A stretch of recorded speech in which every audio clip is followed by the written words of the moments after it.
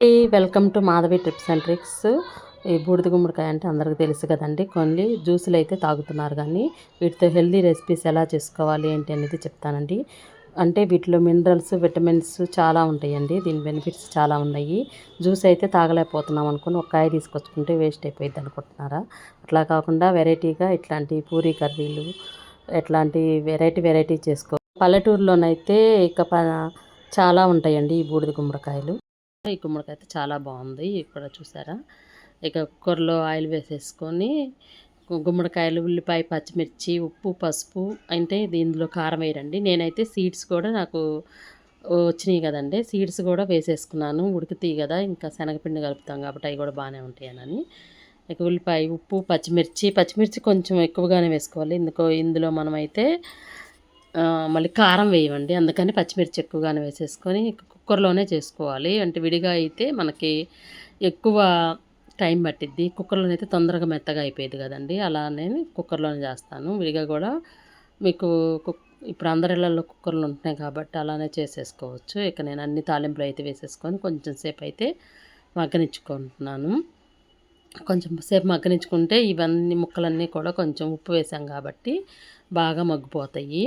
గుమ్మడికాయని అప్పుడే మనకి బీపీలు, ప్రతి ఇంటికి ఒకళ్ళు బీపీ వాళ్ళు ఉన్నారు. బీపీని తగ్గించిద్ది, మనకి వేడిని కూడా తగ్గించిద్ది, చాలా మంచిదంట గుమ్మడికాయ రెసిపీస్. ఇలాంటి మంచి మంచి రెసిపీస్ చేస్తానండి. నా వీడియోని లైక్ చేసి సబ్స్క్రైబ్ అయితే చేసుకోండి. ఇట్లా అన్ని వెరైటీలు అందరూ చేసేవేను. ఇక్కడ పక్కన అయితే నేను శనగపిండి కలుపుకొని పెట్టుకున్నాను. అంటే కొంచెం ఎక్కువగా శనగపిండిలో కూడా ప్రోటీన్ ఉంటుంది కాబట్టి ఇది వెజిటేబుల్ ఎక్కువగా ఉంది.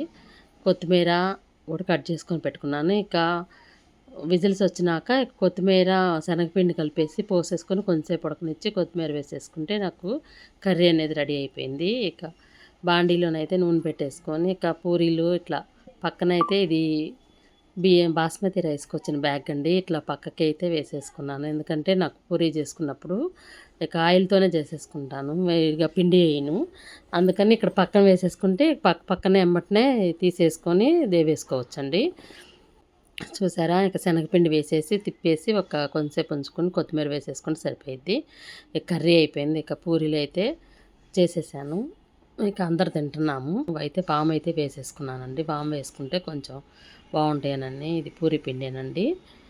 అప్పుడప్పుడు గోధుమ పిండి కూడా చేస్తాను. ఇంకా ఇలా ఎక్కువ కర్రీ తీసేసుకుంటే మనం క్వాంటిటీ కూడా తక్కువ తీసేసుకోవచ్చు. టేస్ట్ అయితే మామూలుగా ఆలు కర్రీకి లాగానే అనిపించిందండి. సో ఈ గుమ్మడికాయ ఇట్లాంటి మంచి మంచి హెల్తీ రెసిపీస్ కోసం నా ఛానల్ని లైక్ చేసి, షేర్ చేసి, సబ్స్క్రైబ్ చేసుకోండి.